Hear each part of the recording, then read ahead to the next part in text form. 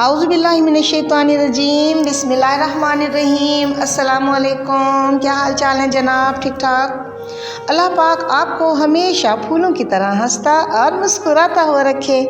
جہاں رہیں خوش رہیں، آباد رہیں، پھولوں کی طرح ہنستے اور مسکراتے رہیں۔ میں اور آپ ہیں اپنے پروگرام میں جس کا نام ہے دل کی بات صفا کے ساتھ۔ جب بچے ہماری بات نہیں سنتے تب ہم کیا کرتے ہیں؟ غصہ کرتے ہیں یا شکایت یا پھر صبر؟ اگر ہم صبر کرتے ہیں تو صبر صرف انتظار کرنا ہے یا یہ ہمارے دل کو بھی سکون دیتا ہے؟ آج کے دور میں ماں باپ بے بس ہو چکے ہیں، اس لیے نہیں کہ وہ کمزور ہیں بلکہ اس لیے کہ زمانہ بہت تیز ہو گیا ہے۔ وہ دیکھتے ہیں کہ ان کی اولاد بدل رہی ہے، سوچ میں، عادت میں، راستوں میں، مگر چاہنے کے باوجود وہ روک نہیں پاتے۔ سمجھانا چاہتے ہیں تو بات ڈانٹ لگتی ہے، خاموش رہتے ہیں تو دل کٹتا ہے۔ یہ ہے وہ بے بسی جس میں ماں باپ کے ہاتھ خالی اور آنکھیں نم ہوتی جا رہی ہیں۔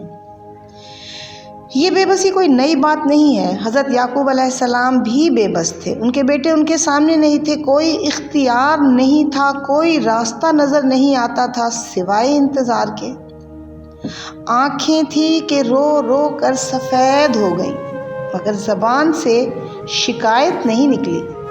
انہوں نے بس یہی کہا کہ میرا کام خوبصورت صبر ہے، صبر جمیل۔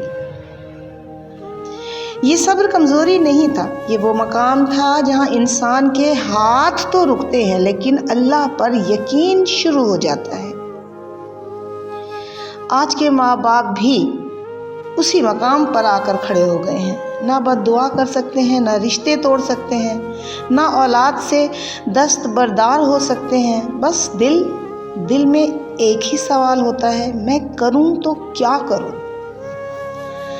ایسے وقت میں صبر ہمیں سب سے پہلے تو دل کا سکون دیتا ہے۔ مسئلہ تو وہی رہتا ہے، حالات بھی نہیں بدلتے مگر دل گھبرانا چھوڑ دیتا ہے۔ جیسے غار ثور میں دشمن سر پر تھا مگر نبی پاک صلی اللہ علیہ وآلہ وسلم نے فرمایا کہ اللہ ہمارے ساتھ ہے۔ صبر ہمیں اللہ کی قربت دیتا ہے۔ جب کوئی سننے والا نہ رہے نا تب اللہ سن رہے ہوتے ہیں۔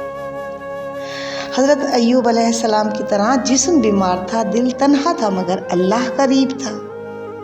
صبر ہمیں حکمت دیتا ہے۔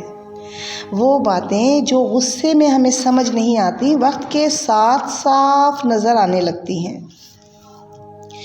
صلح حدیبیہ کا واقعہ اگر ہم دیکھیں تو صحابہ رضی اللہ تعالیٰ عنہم کو نقصان لگی مگر وقت نے بتایا کہ یہی سب سے بڑی فتح تھی۔